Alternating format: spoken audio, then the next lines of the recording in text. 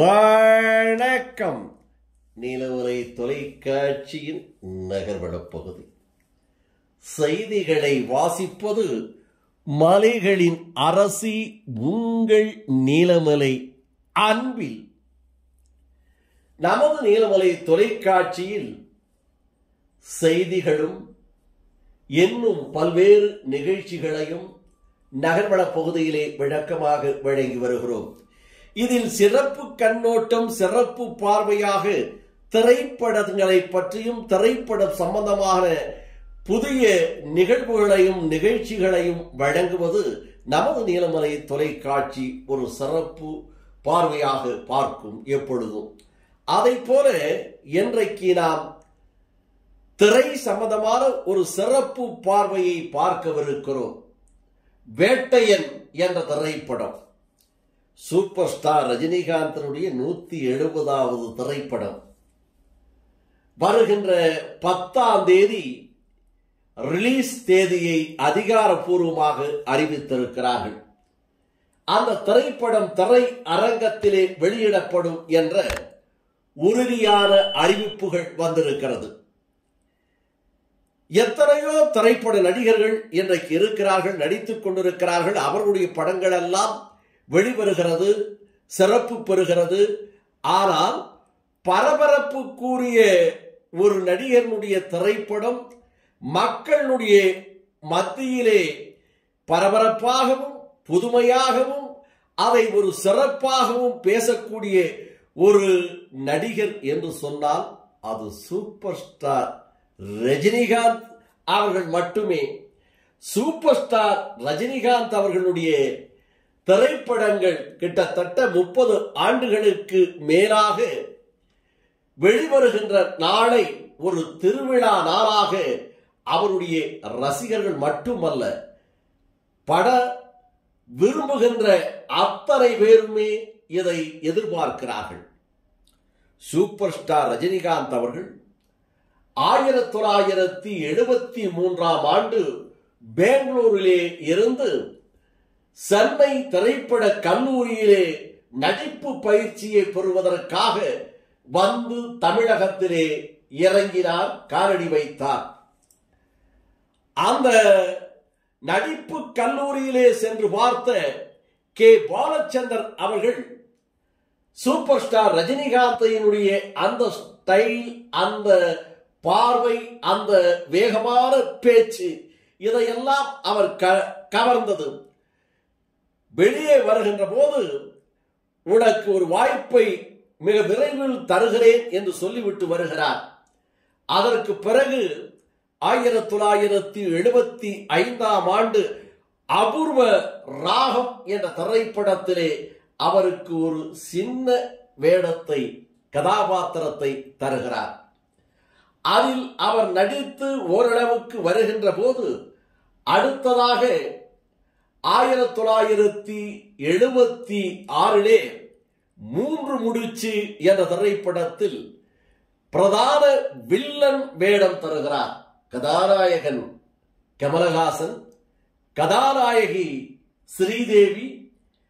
அதில் வில்லனாக 3 கதாபாத்திரங்களை வைத்து முக்கோணமாக கே. பாலச்சந்தர் அவர்கள் 3 முடிச்சு என்ற திரைப்படத்தை இயக்கியிருப்பார். அதனை அடுத்து 77ஆம் ஆண்டு 4 திரைப்படங்கள் வெளிவருகிறது. அவர்கள் கவிக்குயில், ரகுபதி ராகவ ராஜாராம், பூவனா ஒரு கேள்விக்குறி, 16 வயதினிலே என்று இப்படி அவருடைய திரைப்பட வாழ்க்கை தொடங்கி பிறகு இவர் பைரவி என்ற திரைப்படத்தின் மூலமாக கலைஞானம் என்ற ஒரு தயாரிப்பாளர், கதா ஆசிரியர் இவரை கதாநாயகனாக போட்டு பைரவி என்ற ஒரு திரைப்படத்தை எடுக்கிறார். அதில் அன்றைக்கு வளர்ந்து வரும் நடிகை ஸ்ரீபிரியா அவர்கள் இவருக்கு ஜோடியாக நடிக்கிறார்.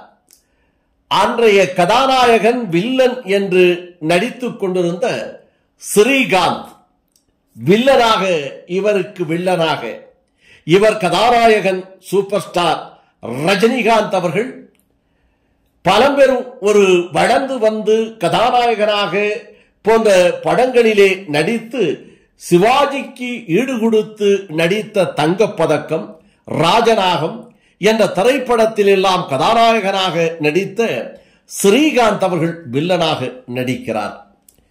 இந்த திரைப்படத்தை கலைஞானம் சிறப்பாக கதை வசனம் எழுதி இந்த படத்தை தயாரிக்கிறார். தயாரித்து படம் வெளிவருகிறது. அந்த படத்தை விநியோகஸ்தராக விலைக்கு வாங்குகிறார் கலைப்புலி தானு. கலைப்புலி தானு அன்றைக்கு திரை உலகத்திலே முதலாக நுழைந்து ஓரளவுக்கு படிப்படியாக வந்திருக்கின்ற காலம். அவர் பைரவி என்ற திரைப்படத்தை விநியோகஸ்தராக வாங்கி அவர் வால் போஸ்டை அடிக்கின்ற போது அதில் சூப்பர் ஸ்டார் ரஜினிகாந்த் நடிக்கும் பைரவி என்ற ஒரு வால் போஸ்டை அடிக்கிறார் அன்றைக்கு. அதுவே அவருக்கு சூப்பர் ஸ்டார் என்ற பட்டத்தை இன்று வரை நிலை நிறுத்தியிருக்கிறது என்று திரை உலகத்தை சார்ந்தவர்கள் சொல்லுகிறார்கள். அதற்கு பிறகு அவருக்கு ராஜயோகம்தான். தேவர் பிலிம்ஸ் தொடர்ந்து 4 படங்கள், தாய் மீது சத்தியம், அன்னை ஒரு ஆலயம் என்று தொடர்ந்து 4 படங்கள் தருகிறார்கள். தேவர் பிலிம்ஸ் என்று சொன்னாலே அன்றைய காலகட்டத்தில் மிக பெரிய ஒரு பேனராக தயாரிப்பு நிறுவனமாக கருதப்படுகிறது.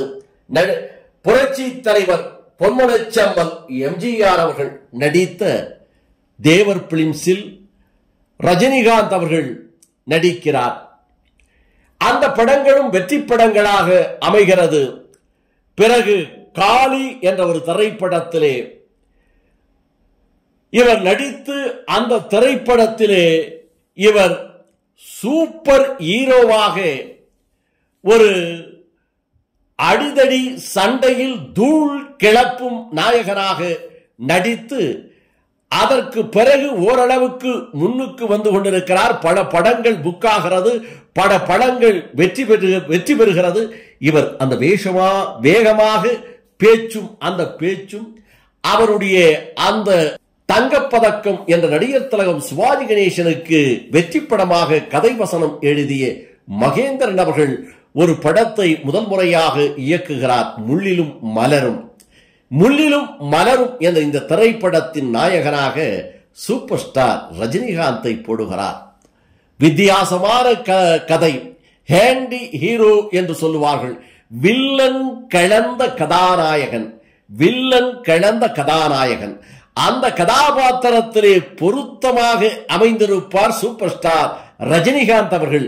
வெற்றி படமாக அமைந்து மகேந்திரன் என்ற ஒரு இயக்குனருக்கு தனி ஒரு மவுசையும் வாழ்க்கையையும் ஏற்படுத்தி கொடுக்கிறது இந்த முள்ளிலே மலரும் என்ற திரைப்படம். சூப்பர் ஸ்டார் ரஜினிகாந்துக்கும் ஒரு வெற்றி படமாக அமைகிறது. இப்படி அவருடைய பயணம் சென்று கொண்டிருக்கிறது. அதிலே பிரியா என்ற ஒரு திரைப்படம் பஞ்சு அருணாசலம் அவர்கள் எடுக்கிறார்கள். அந்த பிரியா என்ற திரைப்படம் சுஜாதா என்ற மர்ம நாவல்களை எழுதக்கூடிய எழுத்தாளருடைய திரைக்கதை. அது ஒரு துப்பறியும் கதையாக ஜப்பான், தாய்லாந்து என்று வெளிநாட்டிலே எடுக்கப்பட்ட படம். அந்த படம் ஒரு சூப்பர் ஹிட்டாக அமைகிறது. அதற்கு பிறகு பில்லா என்ற ஒரு திரைப்படம், பாலாஜி பெரும் தயாரிப்பாளர், சுஜாதா சீனி ஆர்டிஸ்டுடைய பாஷா பாஷா பாஷா ஒரு முறை சொன்னால் 100 முறை சொன்னதை போல என்று அன்றைக்கு ஸ்டைலாக தன்னுடைய பாணியிலே சூப்பர் ஸ்டார் ரஜினிகாந்த் சொல்லியிருப்பார்கள். அந்த படத்தின் நான் ஒரு தடவை சொன்னா 100 தடவை சொன்ன மாதிரி. இந்த வசனத்தை அந்த காலகட்டத்திலே பேசாத இளைஞர்களே இல்லை. 100 தடவை சொன்ன மாதிரி என்ற அவருடைய ஸ்டைலில் எத்தனையோ பேர் சொல்லியிருப்பார்கள். அந்த படம் மாபெரும் வெற்றி படமாக மாணிக்கம் என்ற ஆட்டோக்காரனாக வேட்டையன் என்ற திரைப்படம் வெளிவருகிறது.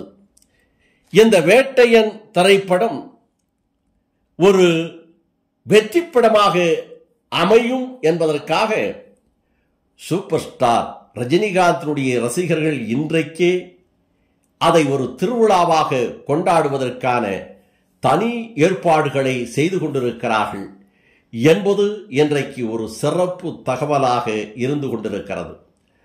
அதனுடைய ட்ரெய்லரும் வந்து ஓடிக்கொண்டிருக்கிறது.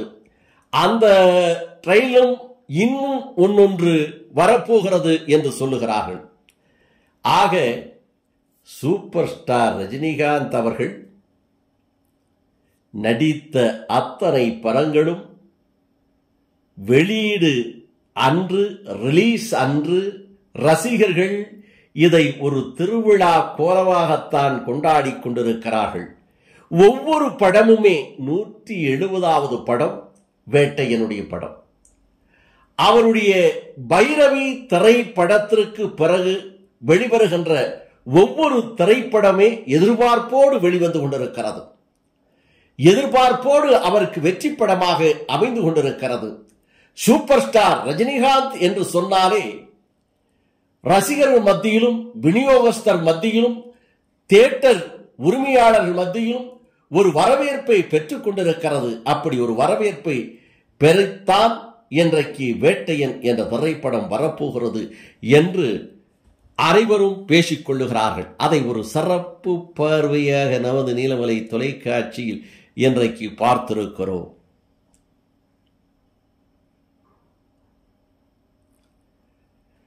இந்த வேட்டையன் திரைப்படம் வெற்றி படமாக அமைய வேண்டும் என்று நாமும் அதனை வாழ்த்தி இந்த சிறப்பு தொகுப்பை நமது நீலமலை தொலைக்காட்சியில் சிறப்பான முறையில் தொகுத்து வழங்கி இருக்கிற நமது தொகுப்பாளர், எடிட்டர் திரு பிரசாத் அவர்கள்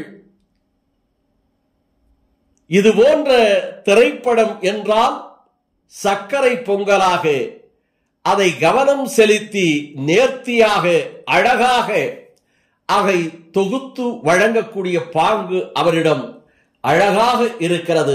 ஆகையினால் இந்த வேட்டையன் திரைப்படத்தை சூப்பர் ஸ்டார் ரஜினிகாந்துக்காக நமது நீலமலை தொலைக்காட்சியில் நகர்வள பகுதியிலே சிறப்பான முறையில் தொகுத்து வழங்கியிருக்கிறார் என்று தெரிவித்து, இன்னொரு திரைப்படத்திலே சந்திக்கும் வரை உங்களிடத்தில் வணக்கம் கூறி விடைபெறுவதற்கு முன்பாக இதுபோன்ற சிறப்பான காட்சிகளை, சிறப்பான நகர்வளத்தை உங்கள் இல்லங்களிலே நீங்கள் பார்ப்பதற்கு நீலமலை தொலைக்காட்சி கிடைக்கவில்லையா? உங்கள் பகுதியிலே இருக்கின்ற கேபிள் டிவி ஆபரேட்டரிடம் அன்போடு கேளுங்கள். உன்னதமான நிகழ்ச்சி, உள்ளூர் செய்திகள், சிறப்பு நிகழ்ச்சிகள் என்று வழங்கிக் கொண்டிருக்கின்ற நீலமலை தொலைக்காட்சி எங்களுக்கு வேண்டும் என்று கனிவோடு கேளுங்கள். அதே நேரத்தில் உங்கள் வீட்டிலே கேபிள் டிவியை கட்டணம் கட்டித்தான் எடுத்திருக்கிறீர்கள். அந்த உரிமையோடு கேட்டு நீலமலை தொலைக்காட்சியை கண்டு மகிழுங்கள் என்று தெரிவித்து நகர்வள பகுதியில் உங்களிடத்திலே வணக்கம் கூறி விடைபெறுவது என்றென்றும் உங்கள் நீலமலை அன்பில்